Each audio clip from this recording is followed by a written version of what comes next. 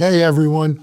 Oh my, we've got an AI skills gap we're fighting. Are the Chinese next? You're watching Techstrong, gang.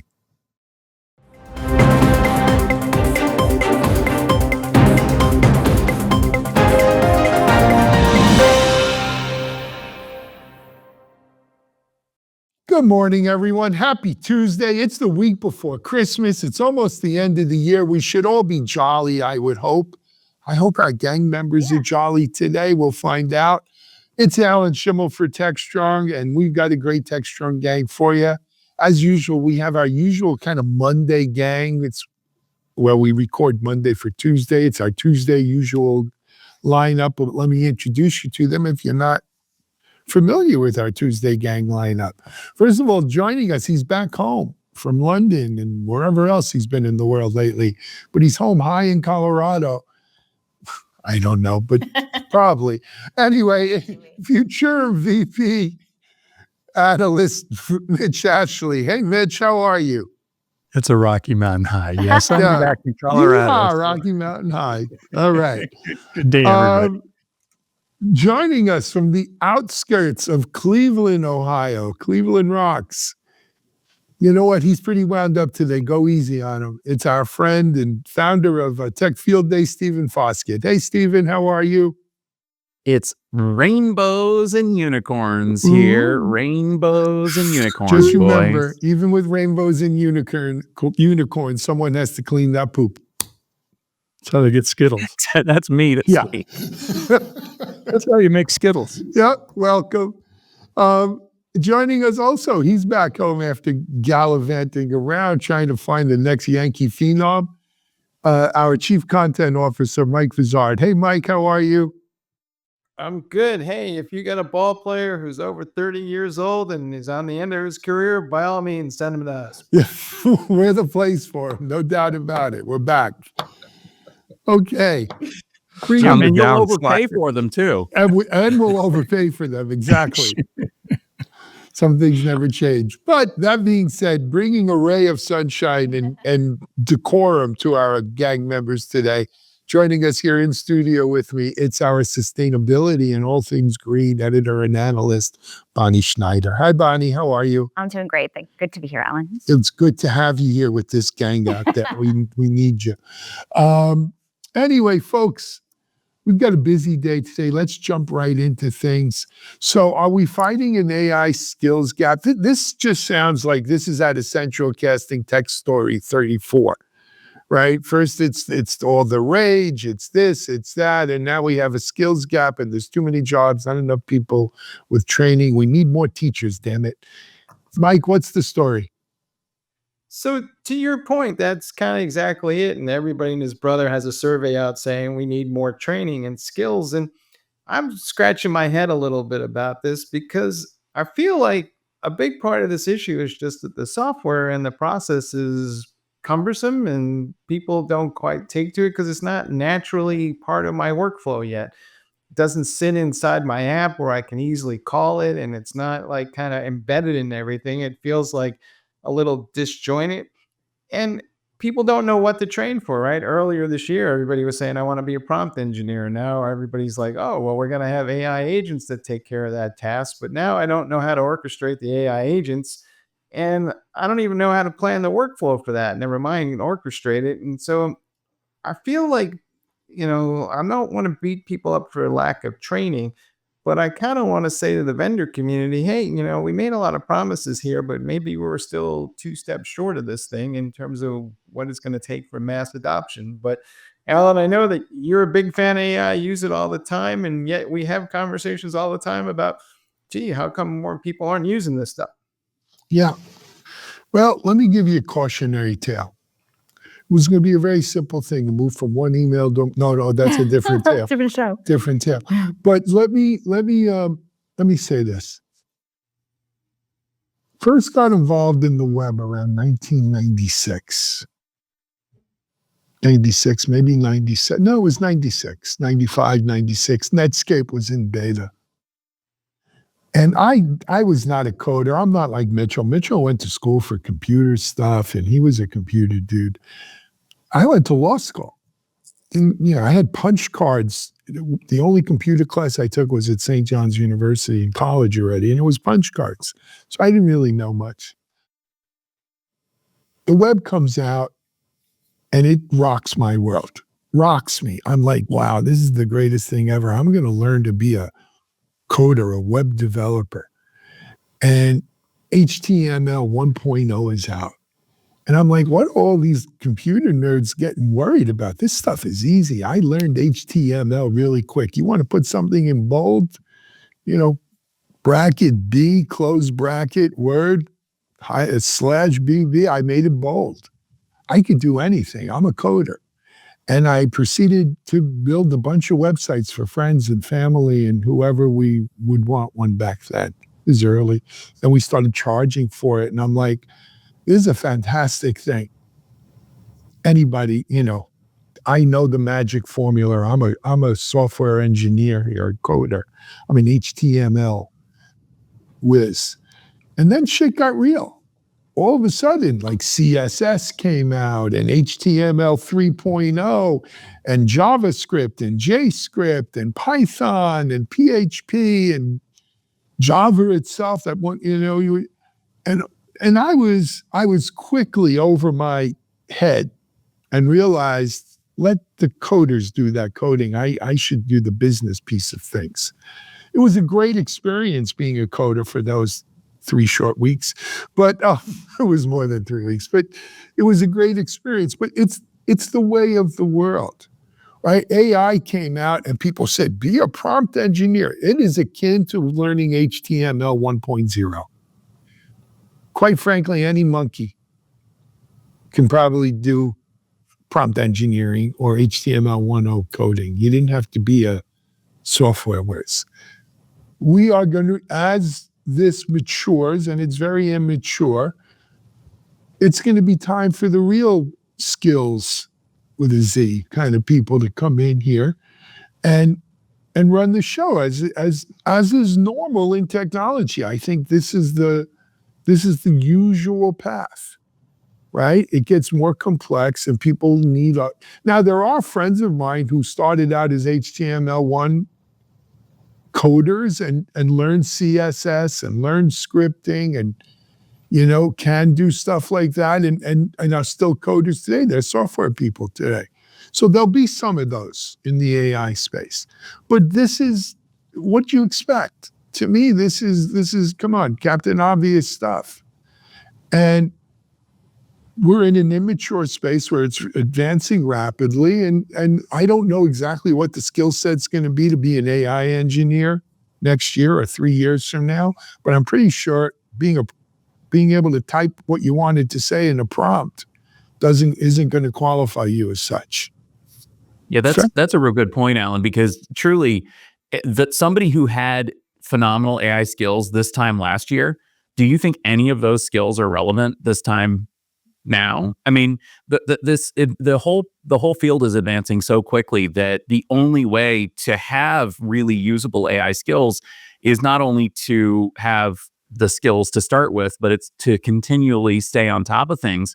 That's awfully difficult to do when things are advancing quite so quickly as they are right now.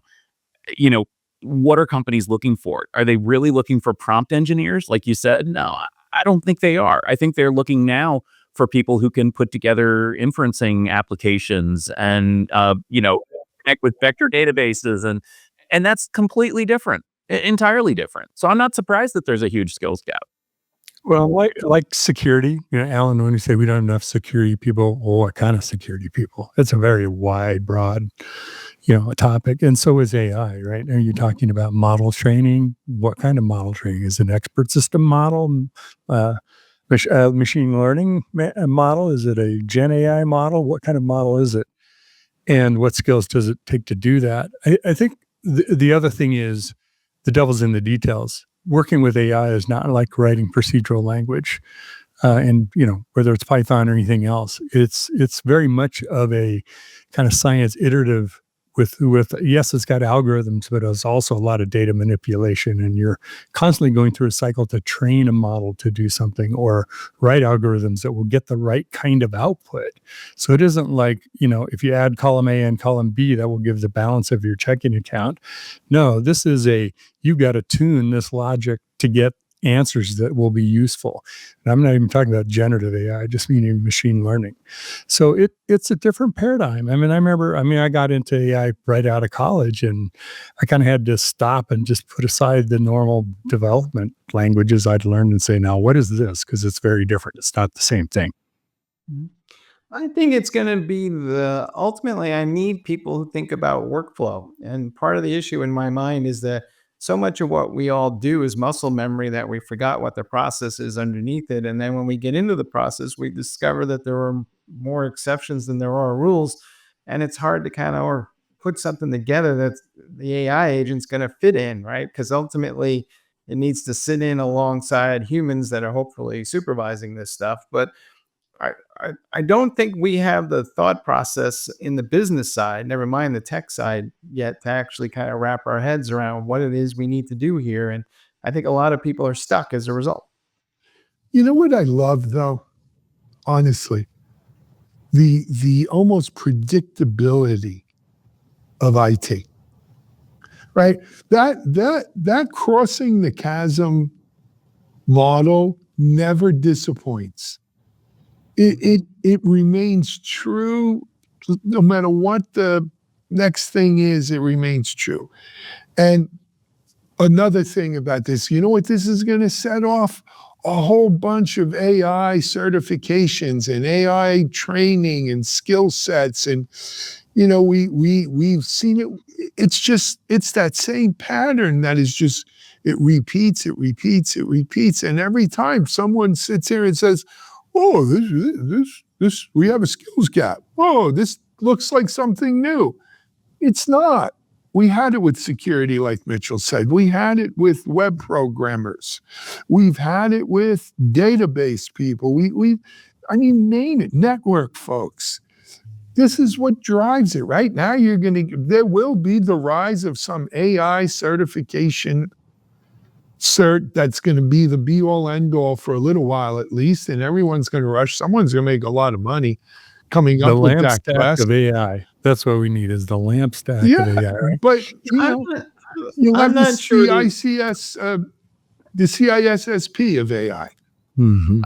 I have no doubt there will be certifications and people pay big dollars to get them, but I'm not 100% convinced they're going to even be necessary. I think it's more about the way you think about something and just the creative mindset that goes with that. And I'm not sure that if I hire somebody with a certification in AI that they have the right mindset to begin with. They took a test. Predictability of IT. I could say the same thing about security, DevOps, and everything else. Mm-hmm. But at the end of the, God bless you, Stephen. At the end of the day, like that old commercial says, you got to show me the sheepskin. Right? Or is that dating myself? Well, I think we also have to let this lamp stack emerge and evolve. You can't train people on something that isn't even set in stone, or even not even set in stone, set in mud. There's just, before somebody can have a useful AI certification, there has to be a useful standard, like you said, the lamp stack of AI. We're getting there. If somebody watching this saying, man, what should I do? Hop on Hugging Face, start getting involved, see what people are doing, see what the predominant models are, the predominant deployment methodologies are, start getting involved. But it's just too early to say this is the AI stack. There is no AI stack. I'm sorry, go ahead, No, I was just going to say that I think depends on who you ask and the audience and which you're talking to, because you have an IT team, they're going to be knowledgeable about AI, but let's say it's a smaller company and the IT department is just a couple of people and they're deciding who they're going to bring in. If this person says, well, I have a certification in AI, even though, it's a moving target, I think that the people that don't know anything about it are going to be like, wow, that's great. We don't know anything about it. I just think that we're at a time now where even a little bit can impress people. Without getting ahead of ourselves. Checks. Mm-hmm. The next segment, your guest said exactly that. This is early years, and there's an opportunity. So I'm reminded of when I was one of the co-founders of the DevOps Institute, along with Lisa Schwartz and Jane Grohl. And look, we got it. When we first started the DevOps Institute, I was picking arrows out of my back like a porcupine picks quills, right? The people were livid, including I made some great friends as a result. John Willis, right? He hated us.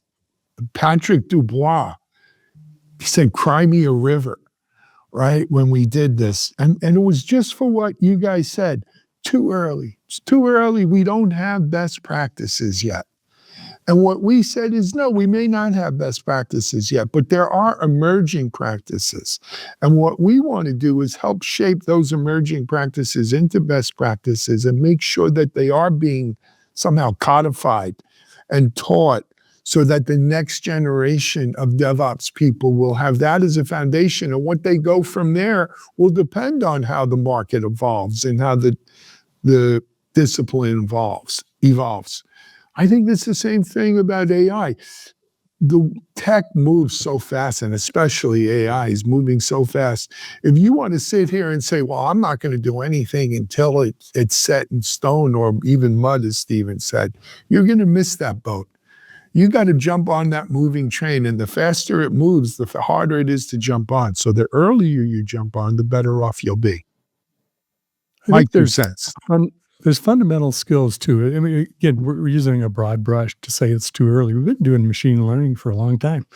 There's standard, very, very commonly used PyTorch, scikit, all kinds of stuff, packages that we use. And the common denominator is statistical analysis, right? You need some data skills to use those. So I think you can work on base skills, because guess what? Model training is the same thing, or not the same thing, but requires some of the same skills for generative AI, right? You are training data going into a model, or you're front-ending a model with data through whatever mechanism RAG might be using. So it's a lot of data manipulation, data analytics skills that you can benefit from. So, I understand what you're saying, Bonnie, about, in the land of the blind, the one-eyed person is king, right? It's like, I have AI certification. Great. You come over here. You own a book? Good. Come on over. There's more to it, and you don't have to jump into the deep end of training generative AI models. Matter of fact, don't do that. Most people don't want to spend their time doing that. That's not where you should be investing your time. There's a lot of areas where you can do useful work today, and there are best practices. There's tons of training on, my favorite is PyTorch because it's just so heavily used. It is everywhere. TensorFlow. I mean, all these things have been around for a while. Let me end this segment because we're already over with this thing, though.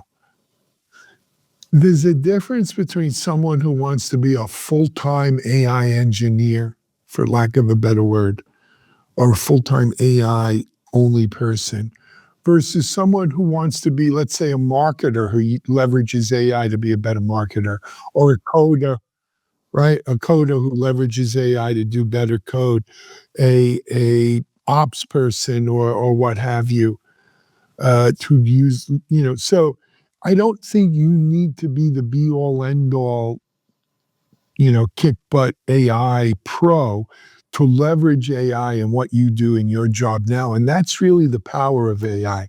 It's not just the people who are going to be the AI gurus.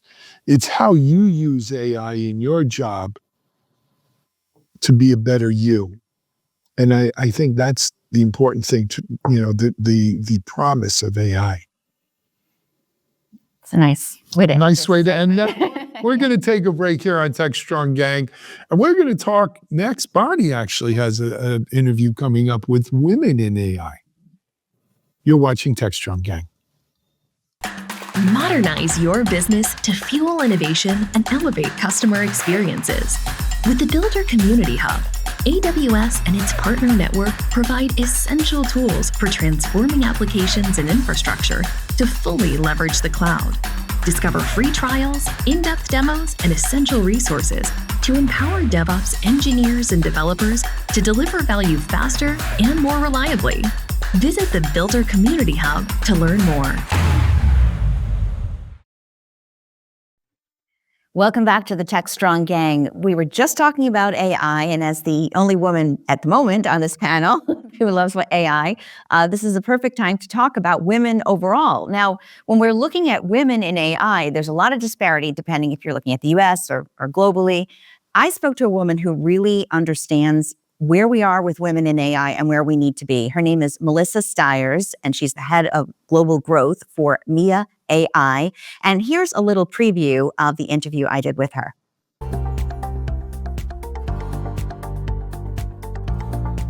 And we are a global AI academy that equips forward-thinking companies and non-technical talent with AI education. We have a really big mission, which I love sharing. It is to empower 1 billion women with AI skills by 2030. Now, we train both men and women. We love all. And we are considered one of the leading voices for upskilling women in AI and driving inclusive, innovative, global training around the world. That's incredible. So where do we stand now? What is the representation for women in AI in the US, I guess, and globally? Oh my goodness. So this is a significant challenge. Globally, women make up about 22% of AI professions, according to UNESCO. And this underscores this really urgent need for action to ensure that inclusive innovation and inclusivity is there for as we are designing these technologies that are shaping our future. The disparity is even more pronounced when we consider that by 2030, the World Economic Forum predicts that 85% of the jobs are going to be here.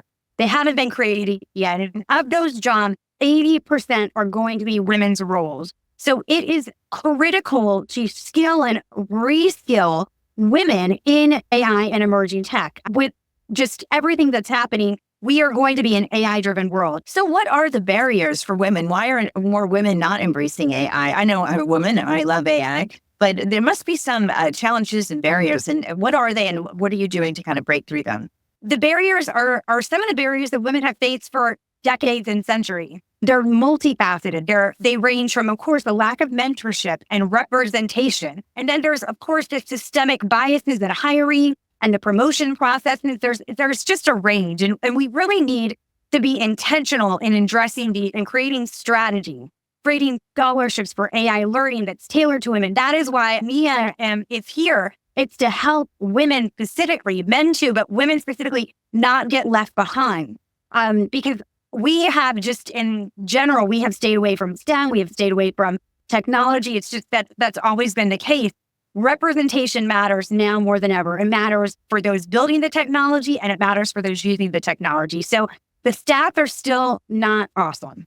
You mentioned you're in different countries. I imagine women in different countries face different barriers and challenges in AI.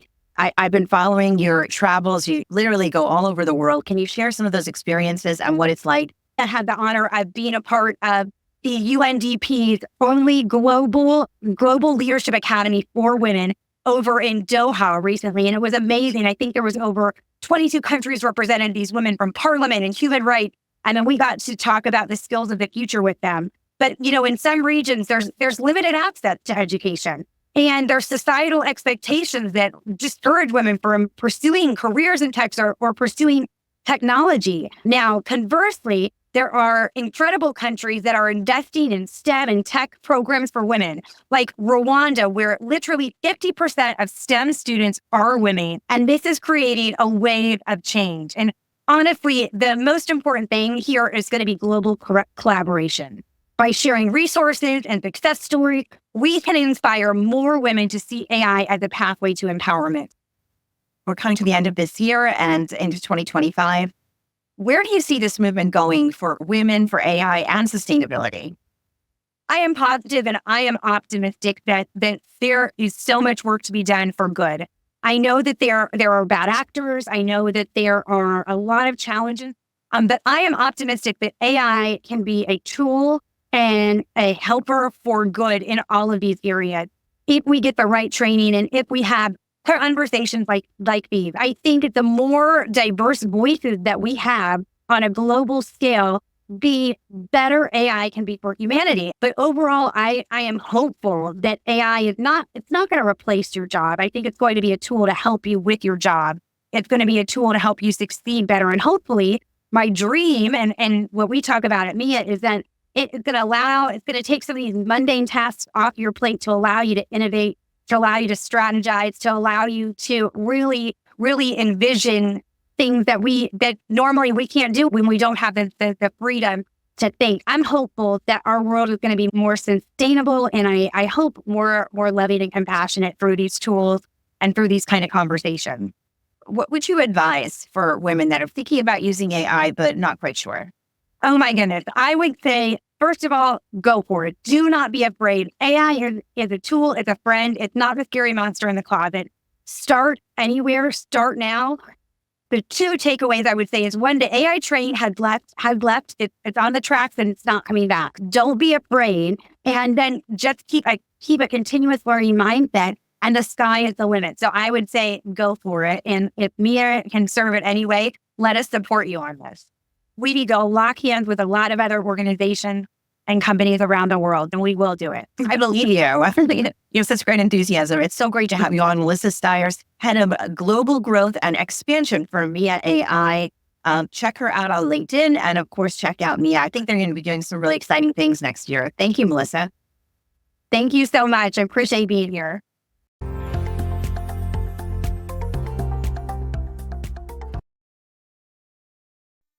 So Melissa has some huge goals with what they're trying to accomplish with MIA AI, but they're off to a great start.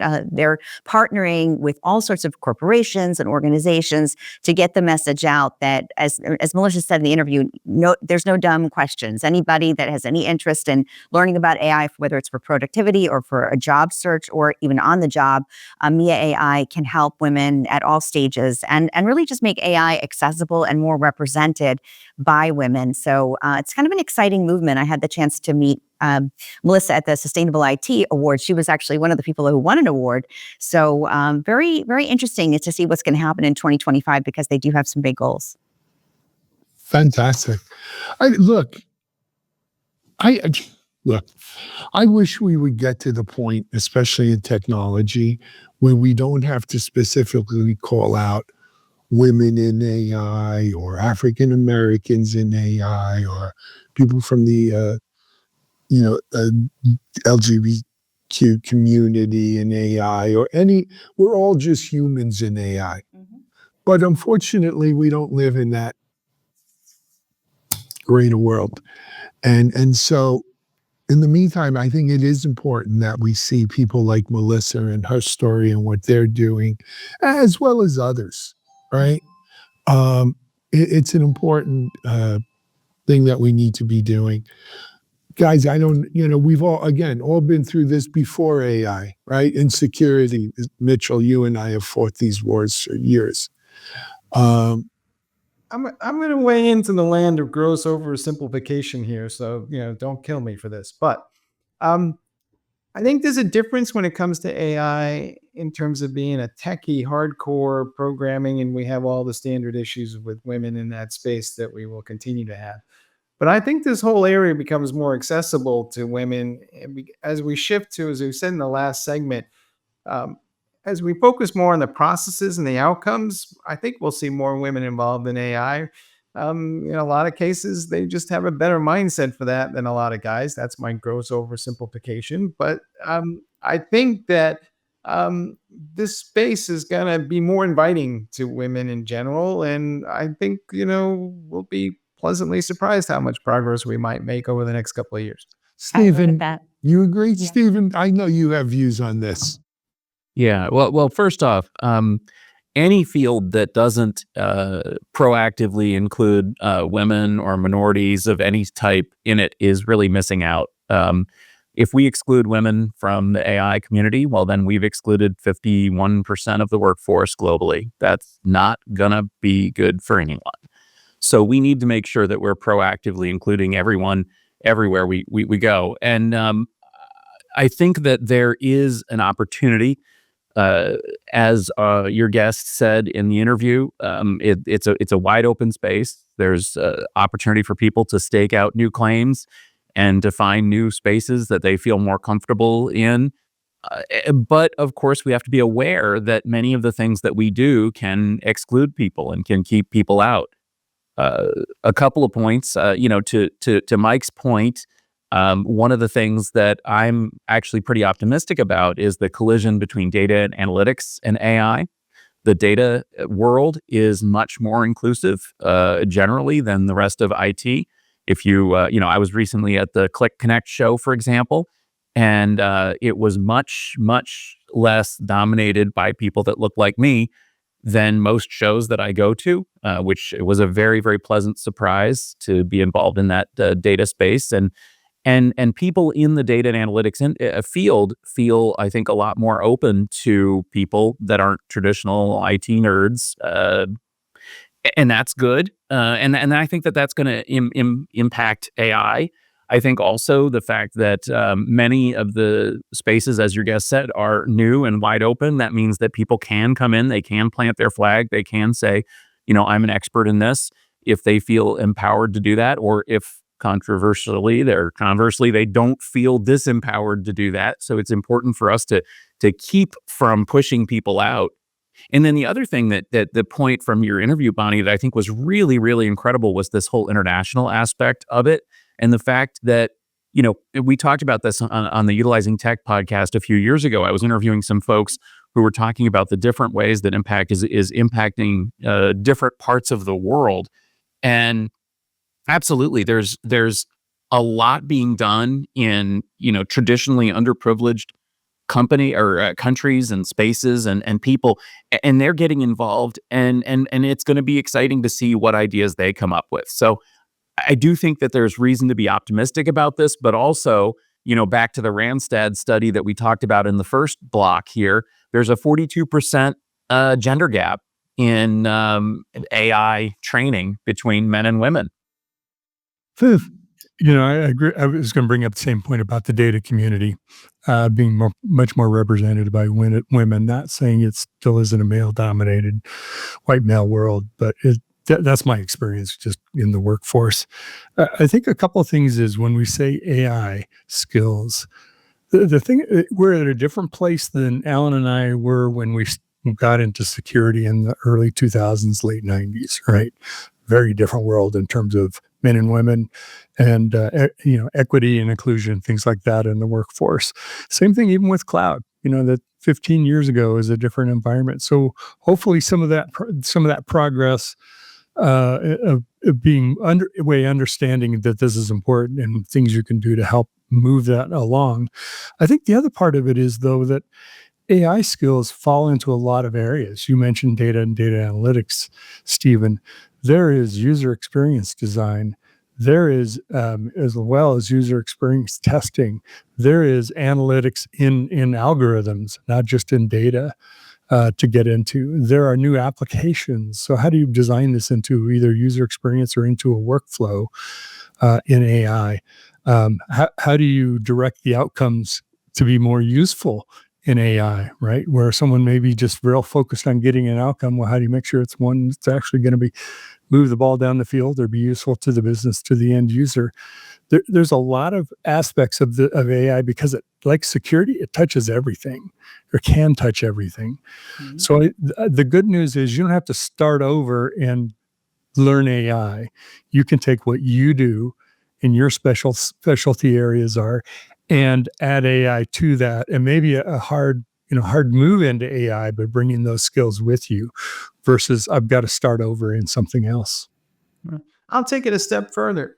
To your point about women and data, we all know there's a bunch of IT guys out there that are, they're biased because, they grew up in this math culture. I think they're all about to get their ass kicked because they're going to all wind up working for women who have the data expertise or the business outcome expertise.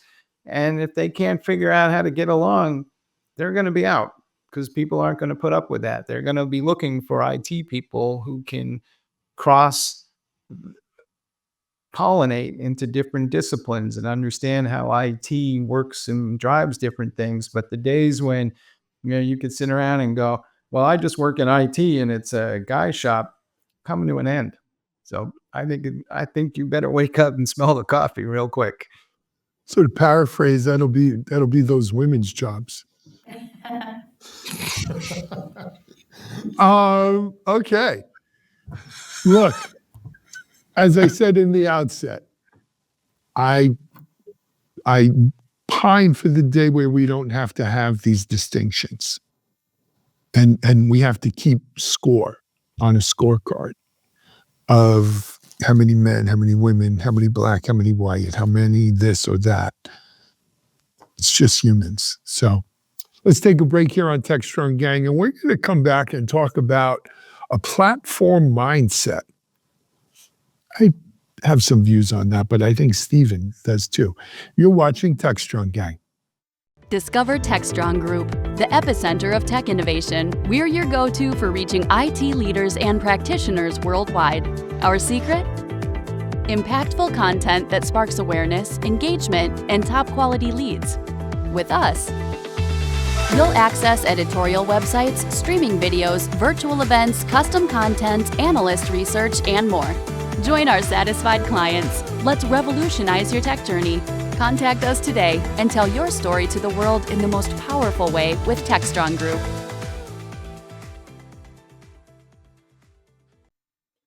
All right, folks, we're back. If you've been watching the show, you know that we launched platformengineering.com and we've been inviting people to contribute content. And we got a post from the folks over at Capital One talking about what it takes to have a platform mindset. And this was great because Capital One is also one of the leaders of the DevOps movement, and they still make massive investments in that space. And we also encourage other folks to make similar contributions. But Stephen, I know you read this article. We've been talking about platforms for as long as I can remember in IT. So when you hear the phrase platform mindset, what does that mean to you, and what is changing here? Well, I will say from the get-go that sometimes it scares me a little bit because there's a negative to a platform mindset, isn't there?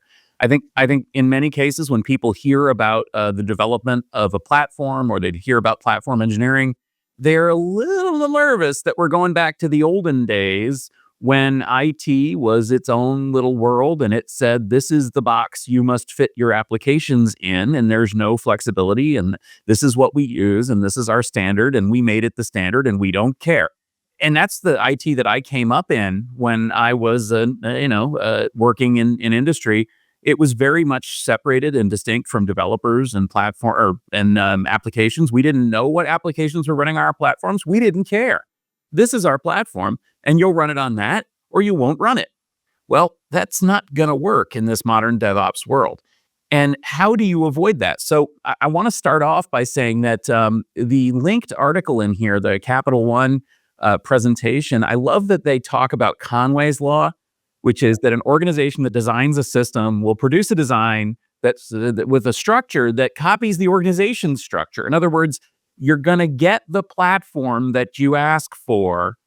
Make sure you ask for the right one. And their way of dealing with this is to use a concept that I think is a very smart one. It's one that I was exposed to actually through my work in IT previously, called a community of practice. And the idea is that instead of saying, you three go over there and make us a platform, would you? It's a very different approach. Instead, you have essentially a more open and inclusive group that comes together from a variety of perspectives, that defines the problem, that figures out what needs to be done, that tries, proactively to work together to build something that works, something that makes sense in this particular environment, instead of having it be very, very strictly structured. Because as soon as you say, hey, Mike and Mitch, why don't you guys get together and build us our IT platform? Well, you're going to get one that's going to be very top down and structured and just what Mike and Mitch want, right? But if you say, hey, where are the stakeholders? Who wants to come together? Let's come together. Let's figure out what the problem is. Let's figure out how we should build this. You're going to get a much better, a much more appropriate platform coming out of that. And if you think that can't work, well, Capital One would like a word with you, because as they talked about, in their platform con presentation, they were able to get it to work. So, Stephen, I don't disagree. And by the way, I think in modern platform engineering, there is still a little bit of that old Conway's Law platform. But it's much more of the new way that you described, which is more inclusive, more input that helps us build this platform. But, Mike, you mentioned we launched platformengineering.com. We've also launched a new video series / podcast called The Platform Engineering Show. I am one of the co-hosts of it. My other co-host is Luca Galente, and Luca, of course, leads the platformengineering.org community. It's 200,000 to 300,000 strong. We recorded our first show. I think it's out this week. And the second show is being recorded, I think, this week to be out. And we will be doing them every other week. And we'll have live webinars, and very much like we do, for instance, Mitchell and I do on DevOps Unbound. I think when we look at the platform mindset in today's idiom, right, in today's kind of world, what we're looking at is a post-DevOps platform mindset, which is, for a lot of DevOps, one of the evolutionary branches on DevOps was shift left, where, hey man, let's just shift it left. And not just shift it left, meaning earlier in the timeline, but let's throw it on the developer. So developer builder, you had to build your own platform to develop on because you wanted that. The developer is the alpha predator, gets to pick, or she, unfortunately, all too often but they get to pick what platform they're building on. They get to build the platform even. And that may work when you got 5 developers. It doesn't work at scale. And I think right there, that's the platform mindset. We can't shift it left onto the developer or the builder to build their own platform. The platform mindset is we need to build a platform that the developer can go faster on, that the tester and the security person and the SRE and all these people, the ITSM folks even, all these people who make up the employees of the modern software factory can work on. And in order for that to work, we do need to be inclusive. We do need to hear from all participants to build the best platform we can. But right there, that's the platform mindset. And I think it's in our growth to shift left. I'm sorry, go ahead, Mitch. There's a lot of wisdom in this article, and you can tell it comes from experience in that you could probably replace platform engineering with DevOps, with You call AI, it anything you want. whatever, right? It's about bringing people together, getting buy-in, getting alignment, and but it's about solving real problems. And I think that's where the why questions comes in. Why are we doing platform engineering? Why do we want to do this? Is it because we're supposed to have one because that's what they talk about on Techstrong TV, or is it some other reason, right? And the good news is there are some very tangible problems that you can measure success from. Yes, it can be developer productivity. It can be complexity. We have too many things. It takes too long to release software or to update configurations or onboard people, things like that. It can be making it easier to find the tools and information with portals. So there's a lot of kind of dimensions that what we put around the platform engineering box. And I think like DevOps, that makes it pretty flexible. You can adapt platform engineering to what your organization's needs. Hopefully not in the Conway's Law way, but in a way that, our problem isn't complexity. Our problem is this, right? Let's go work on this. And we know if we've got that outcome. So I think you're focused on the why you're doing it. And how are you going to measure that success? And is it success defined by Mike and Mitch that went and off and designed our own platform? Well, sure, we know how to do that. No, it's the developers. It's the people who are doing SRE. It's the end customer. It's whatever problem we're searching to solve. We want to make a difference for the business and for our people that we work with. Fair. I was just in here minding my own business. What platform are we building? You and me, Mike, we got assigned to rebuild all the platforms for Techstrong. Yeah. We've got a new content platform using AI. Well, that's the future, right? We'll just have AI design the platform for us. We'll just talk to it and it'll come up. I'm sure it'll be great. I'm sure it'll be just fine. And it won't have any opinions whatsoever, right? And if there's anything wrong, it'll fix it. Well, the answer to this problem in the past was, if you didn't like the platform, we just built you another one, right? And so then we wound up with multiple platforms. So how many platforms can there possibly be? But that is one of the things about that platform mindset, though, is that it's about scale. And in order to scale, you can't have infinite platforms, because having infinite platforms is having no platform, right? You need a platform, not infinite. But flexibility is the kind of key to it, because to Stephen's point, everybody embraced DevOps in the first place to get out from underneath the thumb of centralized IT. And to a lot of folks, this smells like, the same as the old boss as the new boss.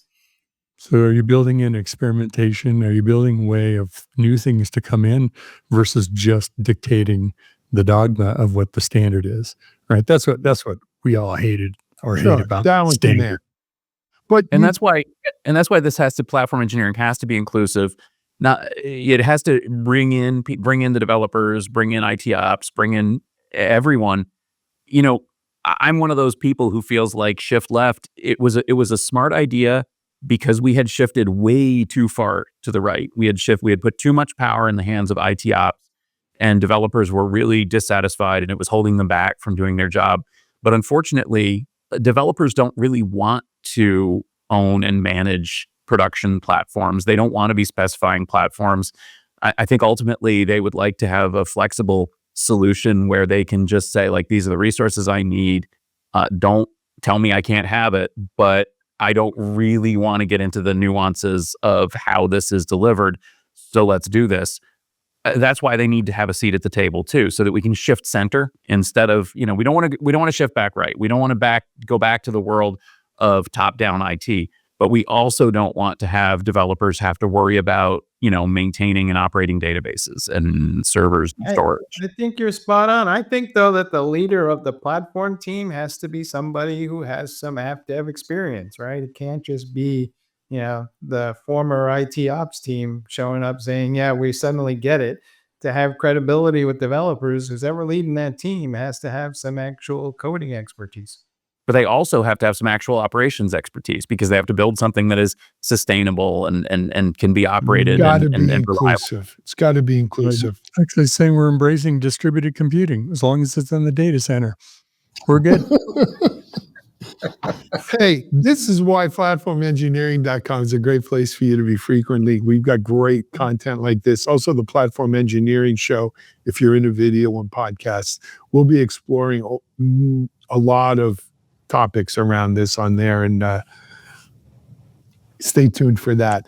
But guys, hey, we've been on a while. We got to bang off of here. We've got a ton of Techstrong Gang material coming up. We've got a full week this week, our last week of the year. Just so you know, we are not doing Techstrong Gang the week of between Christmas and New Year's. So basically, it's this week. And we'll be doing some year-end wrap-up stuff, I guess, towards the end of the week. I think, Stephen, you're going to give us a year-end wrap-up of what you thought were the big stories of Tech Field Day this year. Yeah, absolutely. We're going to be, well, for what it's worth, we're going to be doing a wrap-up of the IT infrastructure news on Gestalt IT on Wednesday, which will be airing on Techstrong TV. We'll also be talking about what the major trends are that we saw at Tech Field Day this year, and I'm really looking forward to talking about that. Very cool.